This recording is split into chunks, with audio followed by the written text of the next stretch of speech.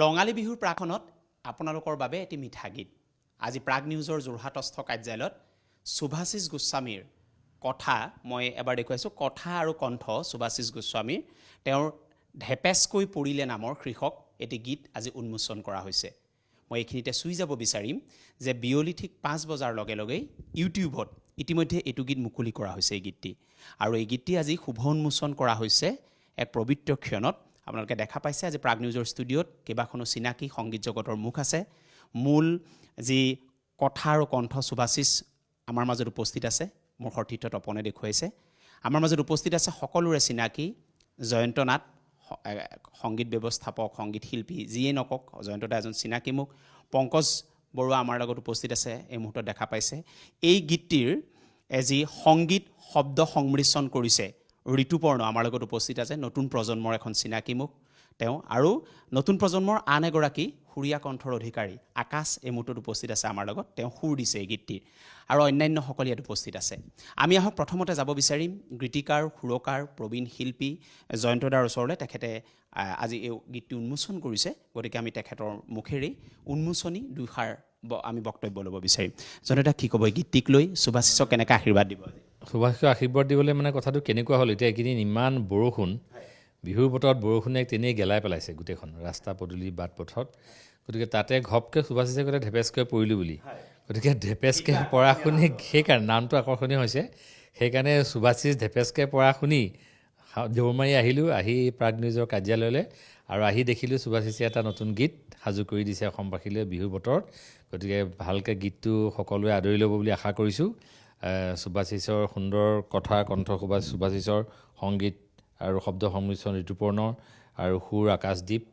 গগৈ গতিকে সকলোকে মই শুভেচ্ছা জনাইছোঁ ইয়াত উপস্থিত আছে তেওঁলোক সুভাশিষকো শুভেচ্ছা জনাইছোঁ ঢেপেচকৈ পৰিলতে ৰাইজে আদৰি লয় আমাৰ লগত উপস্থিত আছে পংকজদাই দুআষাৰ পংকজদা এই মিঠা মুহূৰ্ত ইতিমধ্যে সুভাশিষে আমাৰ সংগীত জগতৰ এটা চিনাকি নাম বিভিন্ন ঠাইত গীত পৰিৱেশন কৰি তেওঁ সুখ্যাতি লাভ কৰিছে আৰু আজি শেহতীয়াকৈ এই বিহুৰ বতৰত ঢেপেচকৈ পৰিলোঁ এই গীতটো তেওঁ ৰাইজৰ মাজলৈ আদৰি দিছে গতিকে আমি ভাবোঁ যে এই গীতটোৰ যোগেদি আমাৰ অসমখনত সংগীত জগতত এটা নতুন দিশ হ'ব আৰু সুভাশিষৰ যি আগন্তুক যাত্ৰা এই যাত্ৰা পথত এই গীতে এনেকুৱা ধৰণৰ গীতে তেওঁৰ যাত্ৰা পথ আৰু সুন্দৰ কৰক সুভাশিষৰ এই গীতটোৰ লগত যিসকল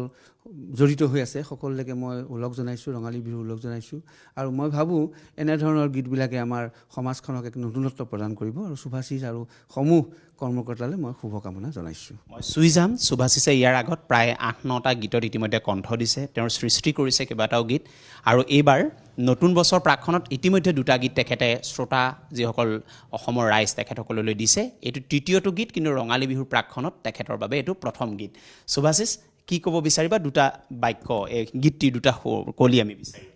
ঠিক আছে নিশ্চয় এবাৰ মই গীতটিৰ 2টা কলিও গাম আৰু বাকী মই সমগ্ৰ অসমবাসী ৰাইজক বহুত আগন্তুক ৰঙালী বিহুৰ শুভেচ্ছা আৰু শুভকামনা জ্ঞাপন কৰিছোঁ গীতটো যদি বিচাৰে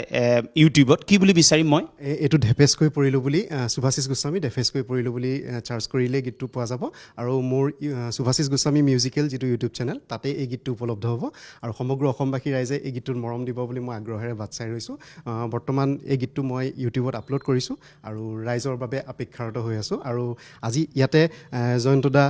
পংকজদা আৰু এই এনেধৰণৰ স্বনামধন্য ব্যক্তিসকলৰ আজি সান্নিধ্য লাভ কৰিছোঁ আপোনাৰ সান্নিধ্য লাভ কৰিছোঁ বিশেষকৈ সমগ্ৰ অসমবাসী ইয়াৰ বাবে সঁচাকৈ মই সৌভাগ্যৱান বুলি ক'ব লাগিব আৰু গীতটোত সকলোৱে সহযোগিতা আগবঢ়াইছে ঋতু আছে আমাৰ মাজত আকাশ আছে সকলোৱে ইতিমধ্যে গম পাইছে ঋতুৱে মিক্স মাষ্টাৰ কৰিছে বাঁহী বজাইছে আকাশে গীতটোত সুৰ কৰিছে সকলোখিনি ইয়াত উপস্থিত আছে আৰু ইয়াৰ বাবে সঁচাকৈ মই খুব সৌভাগ্যৱান আজি সকলোখিনি উপস্থিত হৈছে ইয়াত আৰু গীতটো বিশেষভাৱে সমগ্ৰ অসমৰ ৰাইজে আদৰি ল'ব বুলি মই সম্পূৰ্ণ আশাবাদী অকণমান নিশ্চয়কৈ ঢেপেচকৈ পৰিলোঁ ঐ হাই ঐ চেনিমাই হাই ঐ চেনিমাই লুতুৰি পুতুৰি বোকাৰে তোলৈনো চাই তই বুজিছনে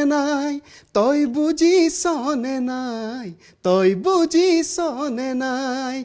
ঢেপেচকৈ পৰিলোঁ হাই ঐ ধন্যবাদ। সুভাশিষ আৰু এয়া প্ৰাগ নিউজৰ ষ্টুডিঅ'ত আজি এই মুহূৰ্তত মুকলি হৈছে সুভাশিষ গোস্বামীৰ এই মিঠা গীতটি ঢেপেচকৈ পৰিলোঁ। আহক পোনে পোনে যাওঁ আমি গীতটিৰ যি অমীয়া ঝংকাৰ সেয়া আমি পাণ কৰোঁ সকলোৱে। আমি পোনে পোনে গীতটিৰ মাজলৈ সোমাই যাব বিচাৰিম। মোৰ সতীৰ্থ তপনক মই গীতটি শুনাবৰ বাবে অনুৰোধ জনাইছোঁ।